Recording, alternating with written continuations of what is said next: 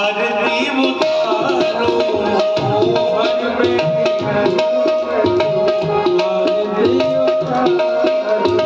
मन में बिठारो तेरी आरती उतारो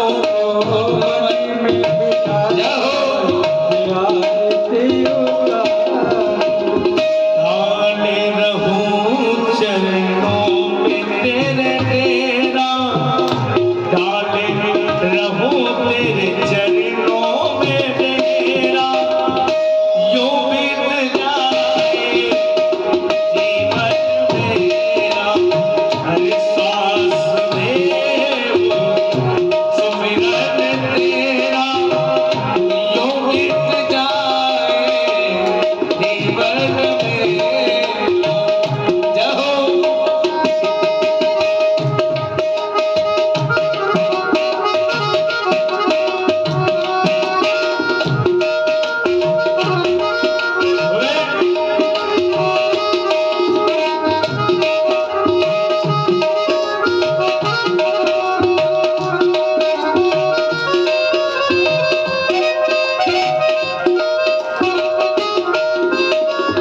जो भी तेरा प्यारा हो वो मेरे दिल का प्यारा है जो भी तेरा प्यारा हो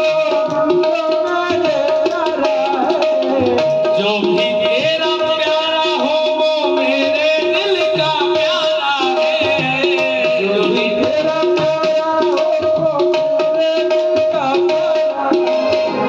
मेरे सर का ताज मेरी आँखों का तारा है मेरे सर का ताज मेरी आँखों का तारा है सब में निहारूं प्रभु सब में निहारूं रूप मैं तेरा यूं बीत जाए जीवन मेरा हर सांस में हो सुमिरन तेरा यूं बीत जाए जीवन मेरा हर सांस में हो सुमिरन तेरा यूं बीत जाए जीवन मेरा बोला राधे के बिहारी लाल की जय जय जय श्री राधे जय जय। श्री राधे प्रहलाद महाराज जी को राजा बनाया गया। इन्हीं के वंश में मैया एक बड़े धार्मिक राजा हुए जिनका नाम था महाराजा बलि। क्या नाम था?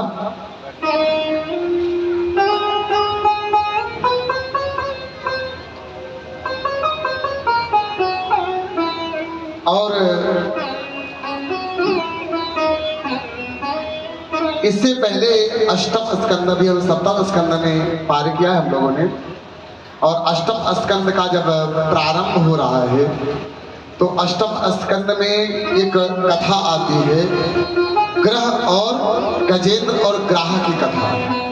किसकी? गजेंद्र और ग्राह की कथा। राधे एक राजन थे पांडु वंश में,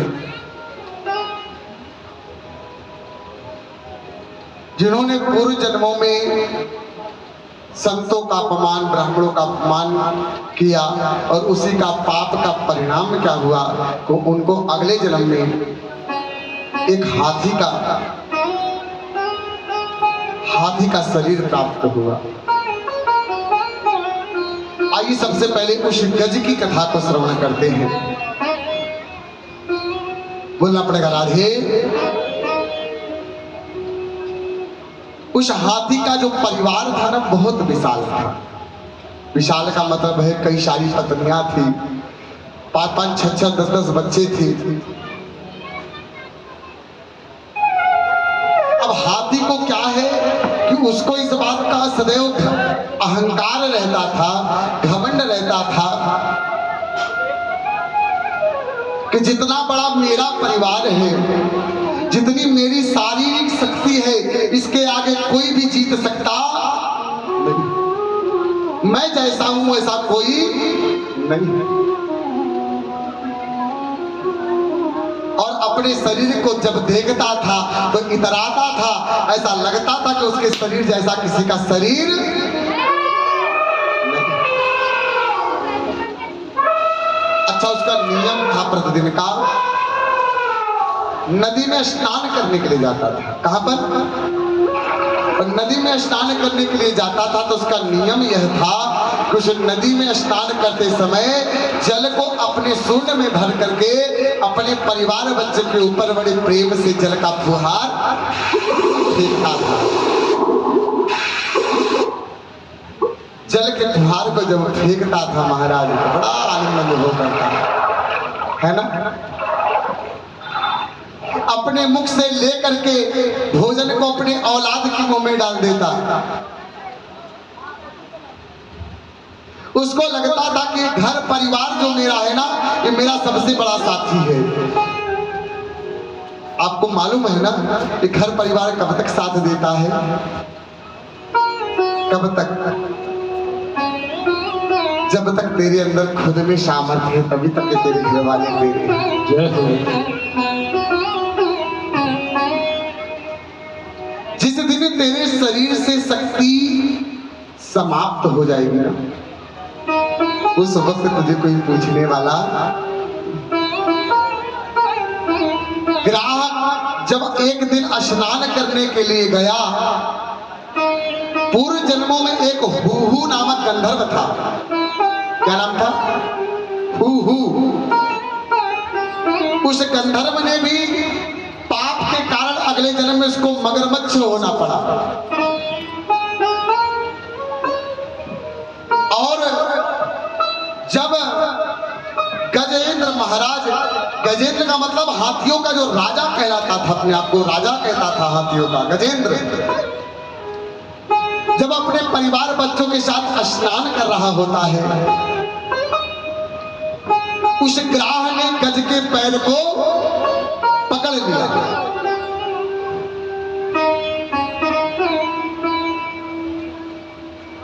ग्राह ने जब गजेंद्र के पैर को पकड़ा तो गजेंद्र को ये लगा, अरे छोटी मोटी चीज होगी, ये मेरा भला क्या बाल बाका कर पाएगी।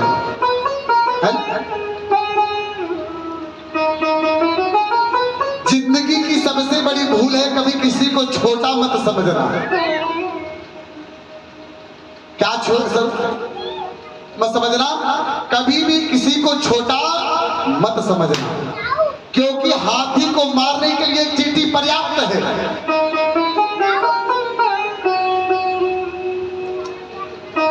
बोलना पड़ेगा राधे राधे। गजेंद्र के पैरों को मगरमच्छ ने पकड़ लिया। अच्छा, थोड़ा समय तो अपने परिवार में व्यस्त रहा। परिवार के आगे, कुटुंब के आगे, उसके आह्लाद प्रसन्नता के आगे उसको अपना कष्ट दिखाई नहीं दिया। आज होता है माँ, आज परिवार में देखते हैं हम लोग, अपने परिवार बच्चों को सुख देखने के चक्कर में ना अपने शरीर में कोई घुन लग जाए, कोई परेशानी लग जाए, कोई बीमारी लग जाए तो लोग उसका इलाज नहीं करवाते हैं। अरे हो जाएगा कोई बात नहीं, अरे हो जाएगा कोई बात नहीं। क्यों? उनको ये लगता है अरे मेरे परिवार बच्चे वाले हैं, बढ़िया सर्विस पे हैं, बढ़िया नौकरी पे हैं, बढ़िया व्यापार चल रहा है, अगर मुझे कुछ हो गया तो मेरी औलाद हमें बचा लेगी।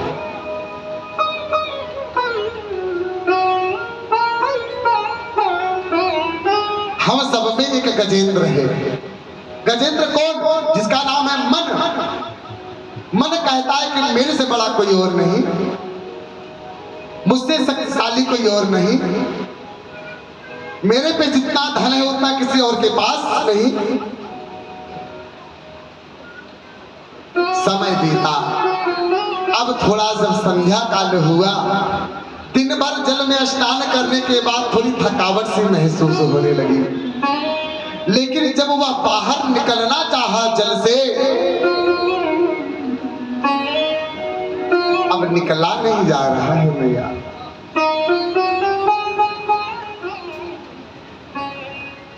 बार जब काल के ग्रास में फंस जाता है ना जीव, तो वहां से निकलना बड़ा मुश्किल होता है। जिसको एक बार काल पकड़ लेता है ना, इस काल से बचाने वाला तो सिर्फ मेरा गोविंद है, बाकी दुनिया की कोई शक्ति आपको बचा नहीं सकती।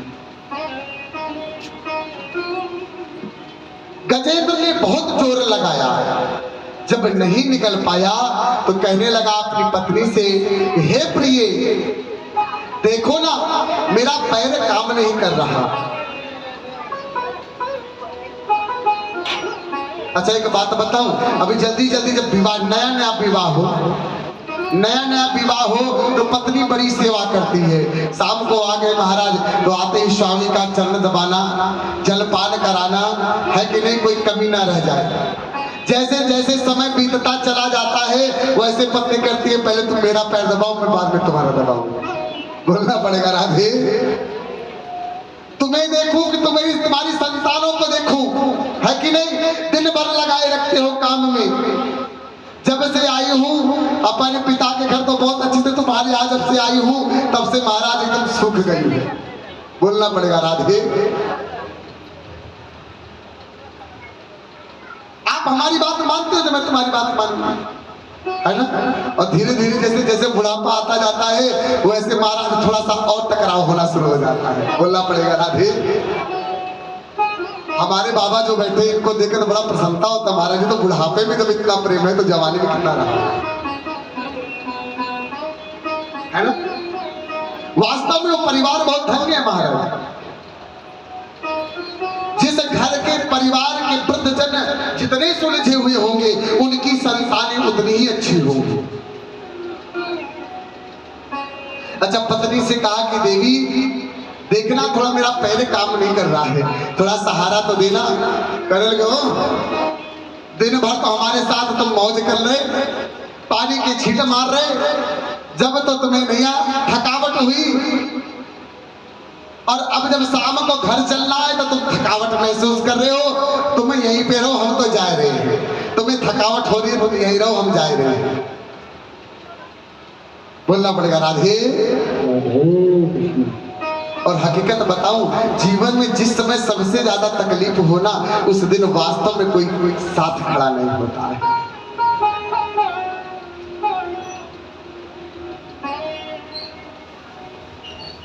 जीवन की तकलीफ को ईश्वर के अलावा कोई नहीं समझ सकता है। बंधु, बच्चों से कहा कि बच्चों आप मेरी मदद करो। बच्चों ने कहा पिताजी पता नहीं तुम कितनी देर में निकलोगे, पता नहीं कितनी देर में तुम इस जल से निकलोगे आओगे। हम तो जा रहे, मैया जा रही, हम भी जा रहे हैं, हम ना रुकने वाले महाराज। बोलना पड़ेगा राधे।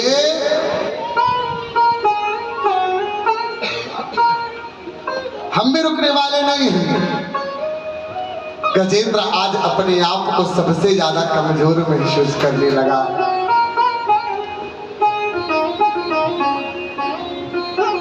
गजेंद्र को लगा जो ये दिखावे का जीवन है ना, जिसे दिखावे के जीवन में लगता है हमारे पास करोड़ों की संपदा है, बहुत सारी संतानें हैं, बहुत सारी हमारे पास व्यवस्था है। हकीकत बताऊं तो जीवन की जितनी व्यवस्था है ना, कोई भी व्यवस्था अपनी नहीं है भैया, कोई व्यवस्था अपनी नहीं है। अपने ही घर में अपना ही अधिकार खत्म हो जाता है। इस समय समय की बात है, कहा है ना, सदा ना रहा है सदा ना रहेगा, जबाना किसी का नहीं चाहिए दिल दुखाना किसी का। हाथी को क्या लग रहा था, मेरे परिवार वाले बचा लेंगे, मेरे बच्चे बचा लेंगे, लेकिन पाया क्या भैया, क्या पाया उन्होंने।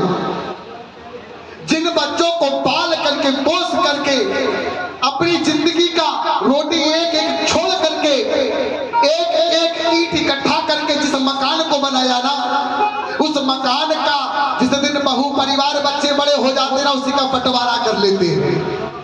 बनाया कुछ नहीं, बंटवारा के लिए सब लोग आगे खड़े हो जाते हैं। उस मैया से पूछो ना, उस पिता से पूछो ना जो दिन भर खट करके आया हो। उस मैया से पूछो दिन भर जिसने रेत ईंट को इकट्ठा किया हो और आ करके शाम को तराई मार करके सारी रात मच्छरों से कटवा करके उस मकान की रक्षा की हो, और तब जगा करके उसका निर्माण किया हो। मैया, जीवन में हर चीज को बांटने वाले लोग मिलेंगे तुम्हें, लेकिन दुख को बांटने वाला कोई नहीं है। कोई क्या दुख बांटने वाला, कष्ट बांटने वाला कोई है क्या? कोई आपके विचारों को समझने वाला है क्या? हर कोई अपने दुखड़े को रोने के लिए आ जाएगा, लेकिन तेरे दुख को सुनने के लिए ना इस संसार में कोई नहीं आता है। महाराज, तेरे मन की बात कौन समझेगा रे पगले? तेरा कौन ऐसा है? माँ बाप ने तुम्हें छोड़ दिया, बेटी को विदा करो, जिस दिन विदा कर दिया उसी दिन से मतलब समाप्त। हमारी जिम्मेदारी थी, पूरी हो गई। महाराज, पिता ने विवाह कर दिया, जिंदगी भर का ठेका नहीं लिया है बेटा तुम्हारा। फिर क्या?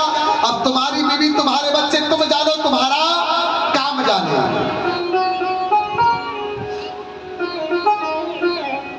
एक बात जान लो जीवन में बंधु, हम कितने भी बड़े हो जाए, हम कितने भी बड़े क्यों ना हो जाए, लेकिन मन कहता है कि एक बार अपने पिता की गोद में ना सर रख करके रोए और कहे, पिताजी, आज मैं जो कुछ भी हूँ, जैसा भी हूँ, जहां भी पहुंचा हूँ, सब तेरी ही कृपा है।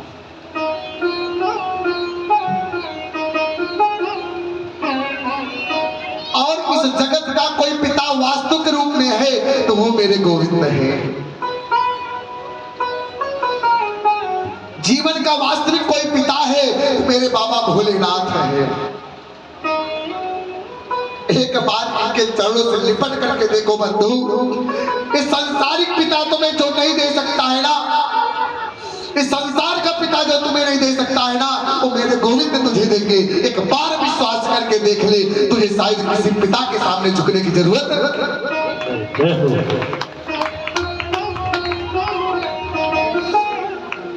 बड़ी कृपा होती है उनकी। जिसका हरि से संबंध जुड़ जाए, जिससे प्रभु से संबंध जुड़ जाए,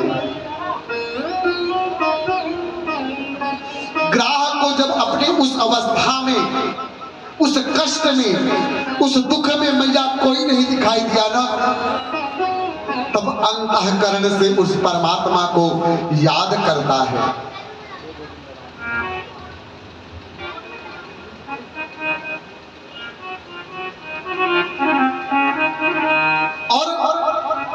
दिल भर सूंड जल भगवान के ऊपर रही है, उस समय वह भगवान का स्मरण करता है कि गोविंद, आज आपने वास्तविकता में हमें बोध करवा दिया। क्या करवा दिया? बोध करवा दिया कि दुनिया की जितनी माया है ना, सब दिखावे की है। दुनिया की जितनी माया है सब दिखावे की है। दुनिया में कोई अपना नहीं, वास्तव में कोई अपना है तो तू अपना है, बाकी कोई अपना नहीं। लेकिन यही चाहूंगा अब हमारा आपका बिछड़न ना हो महाराज। प्रभु एक बार पकड़ लो हाथ मेरा जो, तो शायद मुझे भटकना ना पड़े। प्रभु अपने सोने में प्रभु को समर्पित करने के लिए हकीकत बताऊं, जब काल का ग्रास पकड़ता है ना इंसान को, हमारे के यजमान श्री थे जिनके कम से कम नहीं, मेरी जानकारी में 200-300 करोड़ की प्रॉपर्टी होगी। कितनी? करोड़ की प्रॉपर्टी होगी महाराज। लेकिन कैंसर की बीमारी हुई, उनके 5 बेटे थे। सबने हाथ खड़ा कर लिया, पिताजी तुम तो मरोगे ही मरोगे, कैंसर हो गया है।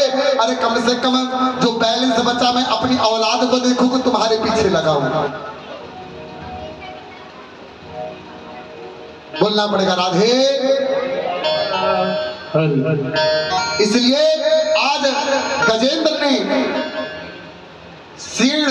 सूर्ण में भगवान का स्मरण करते हुए पुष्प को लिया है और भगवान का स्मरण करता है, कहता है हे गोविंद राख शरण अब जीवन हारे। हे गोविंद राख शरण बोलिए, हे गोविंद राख शरण सब लोग बोलेंगे, कोई ऐसा नहीं जो ना बोले। हे गोविंद राख शरण अब तो जीवन हारे। हे गोविंद अब तो जीवन हारे। हे गोविंद राख शरण हे गोविंद राख शरण अब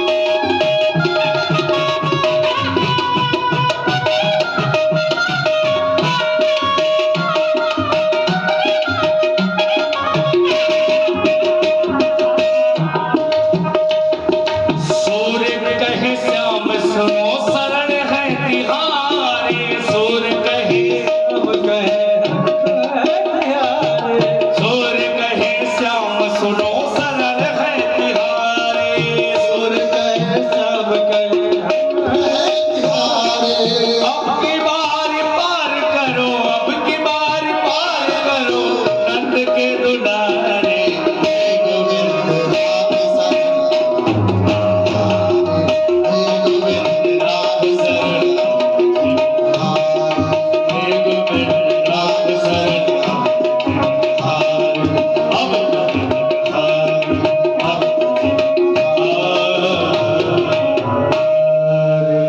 बोलना पड़ेगा राधे जय जय जय जय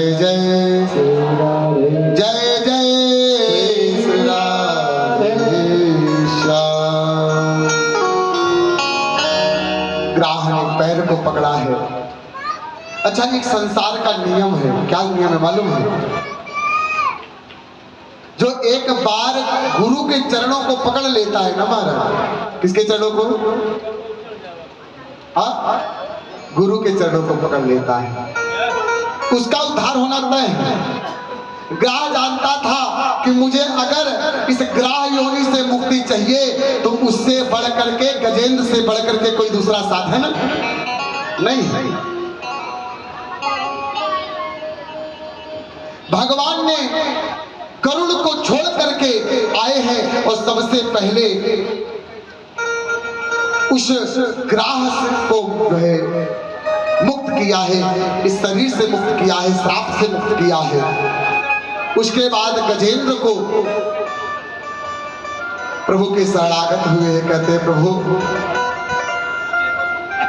इस शरीर में रहते रहते मैंने जाना इस संसार की संपूर्ण संपत्तियां मेरी है, ये परिवार, बच्चे, धन दौलत, घर परिवार सब कुछ मेरा है, लेकिन अब उस परिवार में जाने की इच्छा नहीं है मेरी। अब उस परिवार में जाने की इच्छा नहीं है मेरी जिन परिवार वालों ने मुझे विपत्ति में अकेला छोड़ दिया।